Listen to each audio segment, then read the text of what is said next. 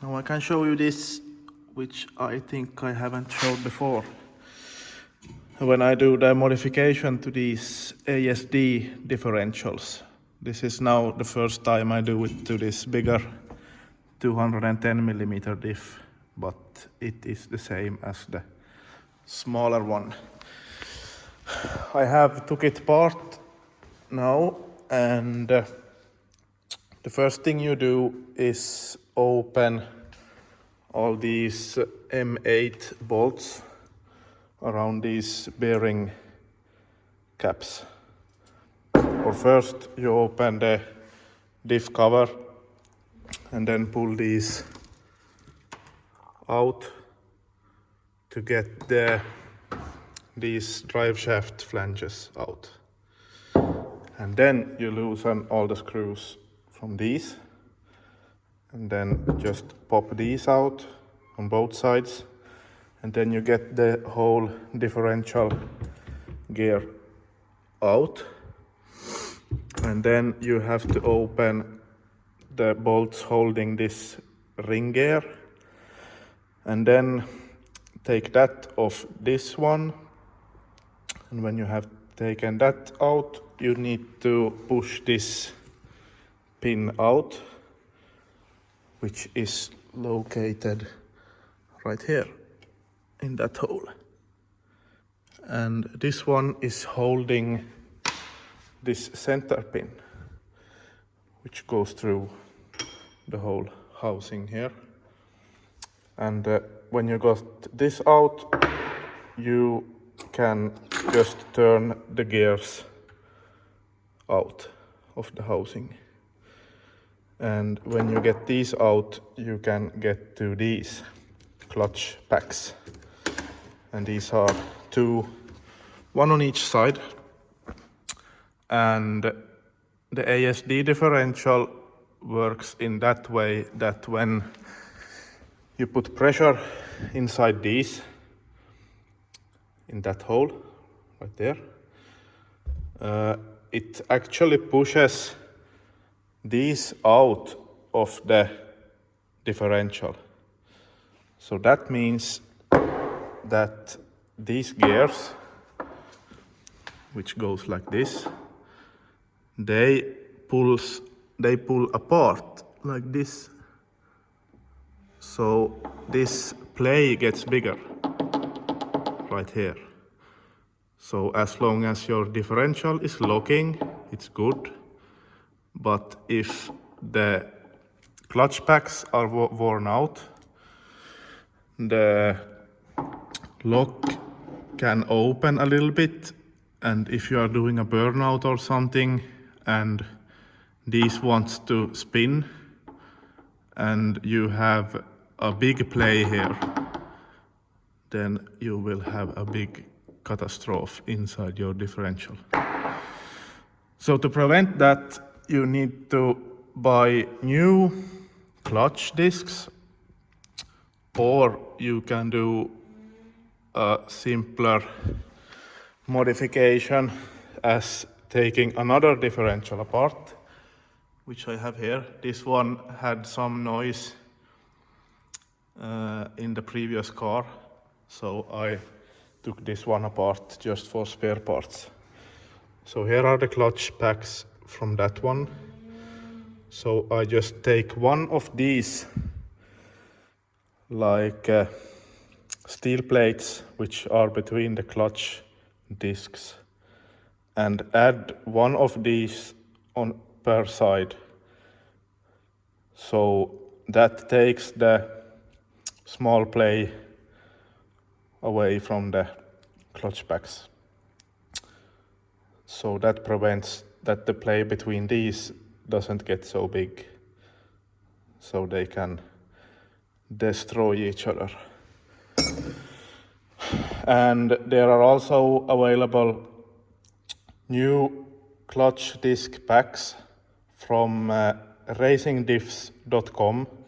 I have not ordered any clutch discs for this type of differential yet, and I will not use those in this project either. I will go with this adding some more discs, and that works perfectly good also. And it doesn't help to just put those in, because you also have to use the ASD system to get the diff to actually lock well. And then you just, instead of putting the hydraulic pipe in here, which is like original, you just put in like grease Vaseline nipple, like you have on industry machines, and then just add a little bit of Vaseline with a grease press in the old ASD system to get a little bit pressure on the clutch discs. And to do that, you need to have the car on the ground and just lift one rear tire up and then add a little bit grease and try turning the wheel which is in the air. And when the wheel starts to lock a little bit, it should be good.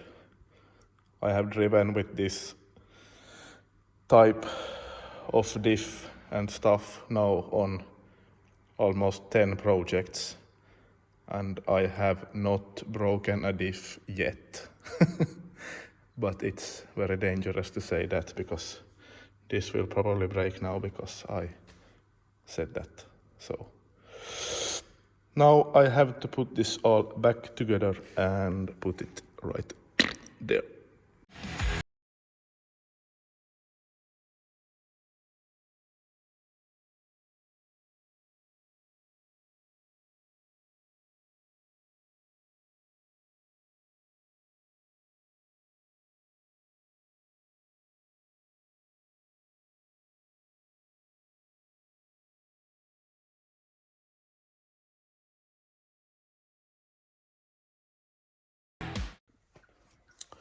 This is a common problem when sometimes you don't have enough fuel pressure.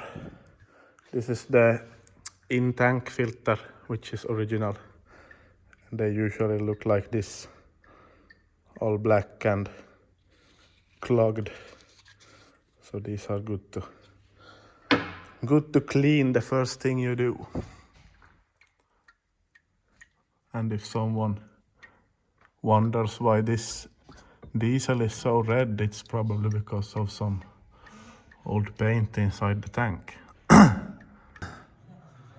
So now when the fuel tank is back in its place, I can show you the fuel system. I get a lot of questions about this, but starting here from the fuel tank, this is the incoming line here over the rear axle, and into a small filter. There is also the big filter here inside, which I showed you. Then this, then into the 044 Biltema pump, and then out here to the engine bay. And here the incoming line comes straight from the pump into this one. This is the original OM603. It's also the same on the 602 and 601 with these banjo fittings. So the incoming line goes to this one, and I have drilled and tapped this with the same M12 gear, which is also here in the outline. So this one is only 10mm thread from stock, so I drilled this hole bigger. So the fuel goes into the filter here and comes out into the diesel pump straight here. And then the return line on the back side, right here, goes here under the pump into the pressure regulator, which is set to 1.5 bars. And it should work like that, but I usually put a hose in here from the intake, so you get raised pressure when the boost comes.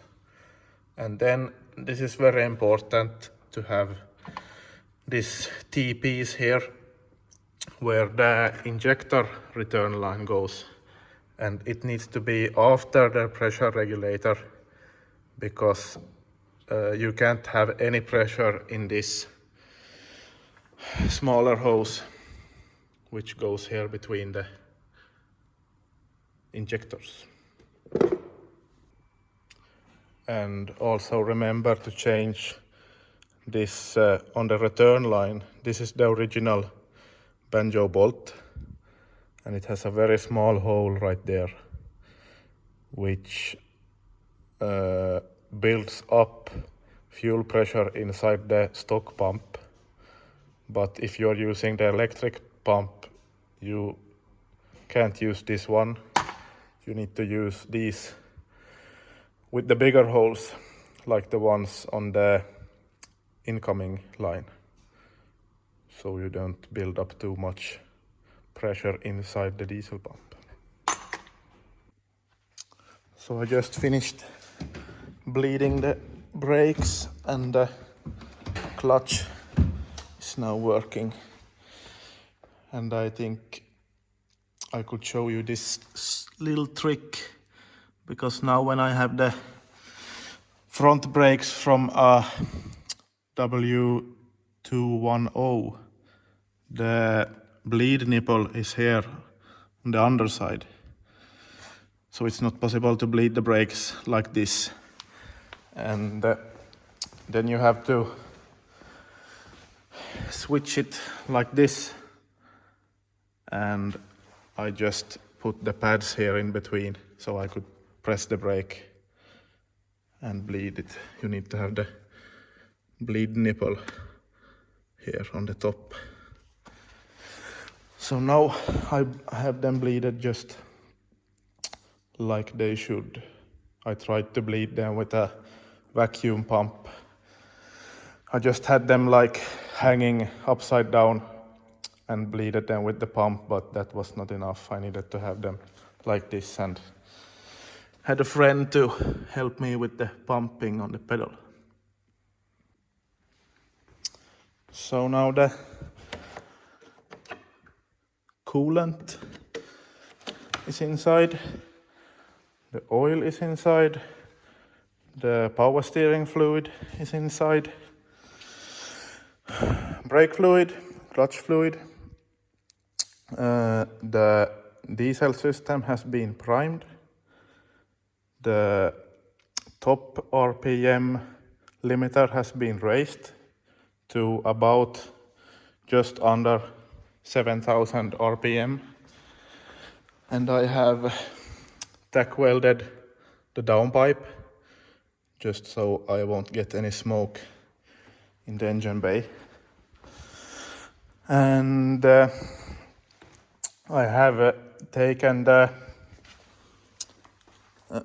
cable from a manual 124, this connector right here, because when this was automatic you needed to have the gear stick in park position so the car could start. So now this connector makes the starter engine connect. And there is also a cable going to the other side of the tunnel for the reverse light. There is the fuel pump cables. This goes to the fuel pump, the feed. I have put the minus side here and the relay. Here I will attach the relay somewhere up here. And the plus is coming here from underside of the fuse box, where it's a thick plus cable coming from the battery. And this gray signal cable is coming from here inside this piece where all the extra stuff gets power. So everything should be ready now to test start this engine. This one came, like I said, from Portugal, and I have never heard it run, so it will be quite interesting to see what happens. But let's give it a try.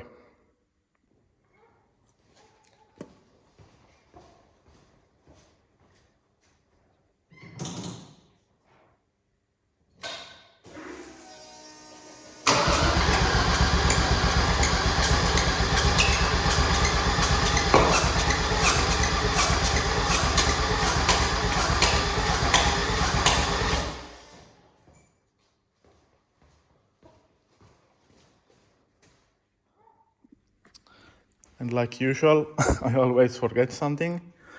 This time it was this protecting tape. New try.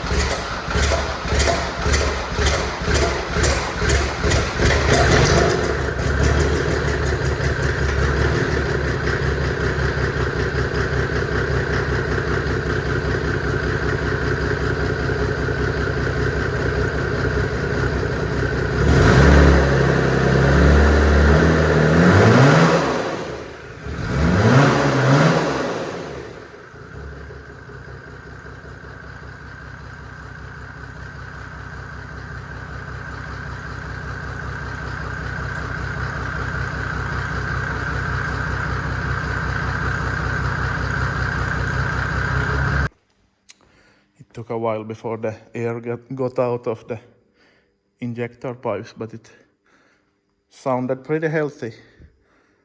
Also got the oil pressure, but I just had to stop because I saw this one falling down. Pretty sure this one needs to be here. So let's give it a new try.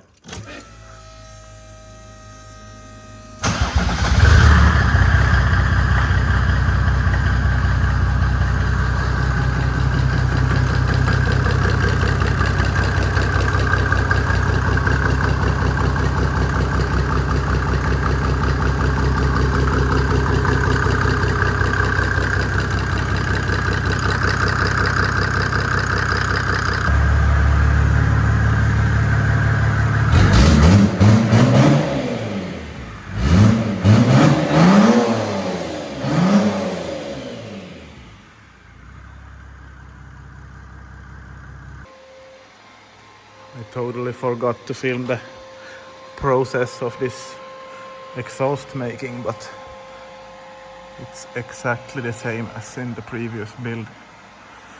3.5 inch down pipe to this flex pipe, and then a V-band clamp, and then it's 3 inch all the way. Here is one hanger, and then a small angle here to this original hanger, and then out. And I still have to wait until I get the rear bumper so I can fit some muffler there. And then I also just made this screamer pipe from the wastegate.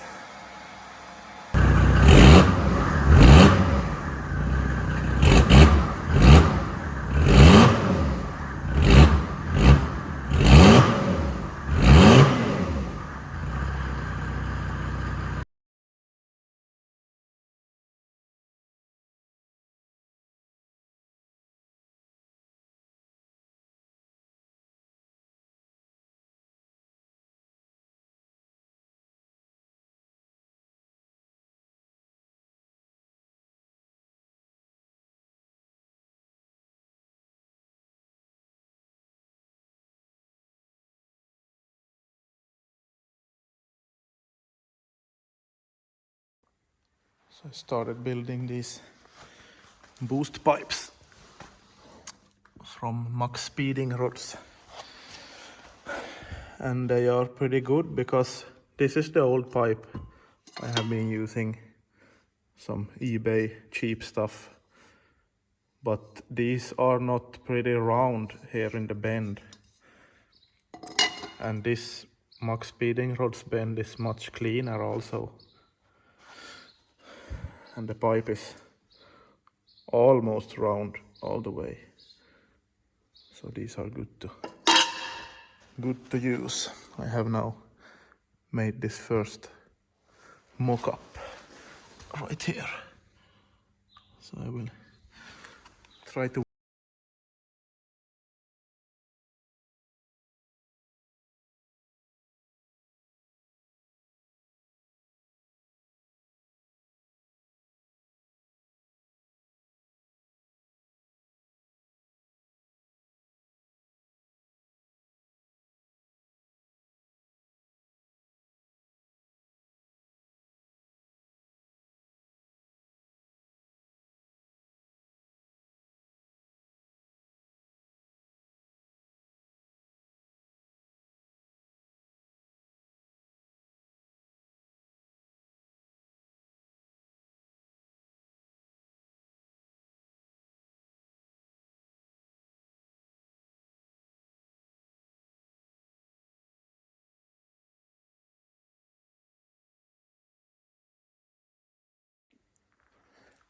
So now when all of the technical stuff is done, it's time to start putting everything in here back inside. It's always surprising how damn much parts they can fit inside a wagon 124.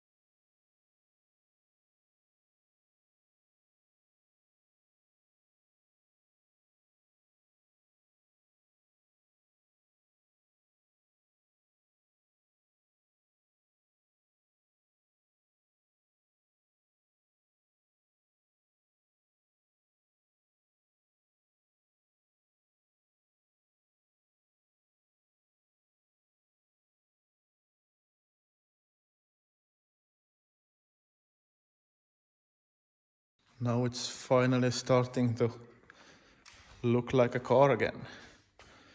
Got the front fenders on and the side panels on the doors. Still have to wait until I get the lower skirt on before I install the last plastic which comes here on the fender.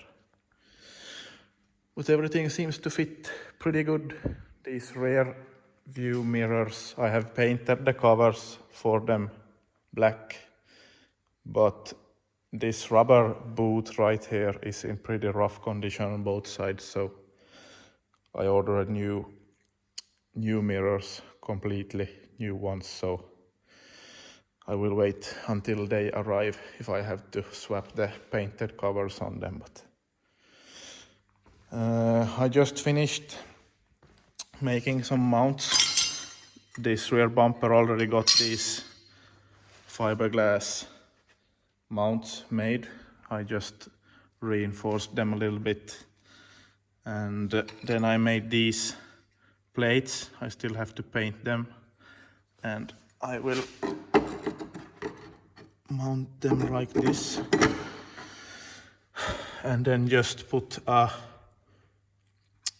what are they called, pop rivet to hold them in place after I got them painted. And then I will put some rubber piece here, so just the bolts come through to protect the head of the pop rivet.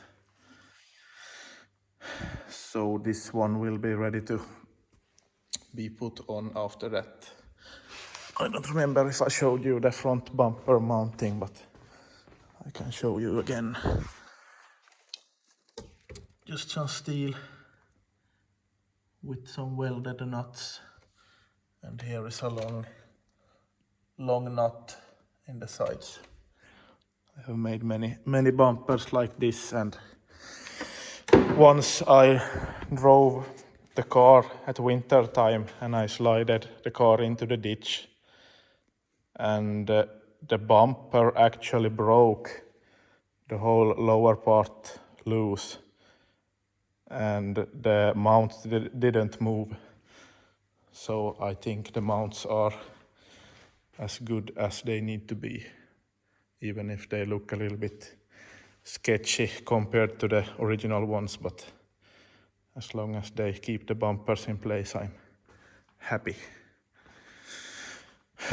But I think this will be the last clip of this episode. It's starting to be almost ready, so I think I will save the last parts for the last video, so I can get the final look of it at the same time. I have installed the leather steering wheel. Feels much nicer than the original one, and the speedo is where it belongs, and also this boost gauge, which I had the same one as in the brown one. Still need to buy a stereo and a gear shifter boot. But let's hope everything goes as planned. I will pick up the billet drive shafts tomorrow, actually. I haven't got them yet. And the muffler, which comes here in the end, haven't still arrived. So hopefully that one will turn up here soon.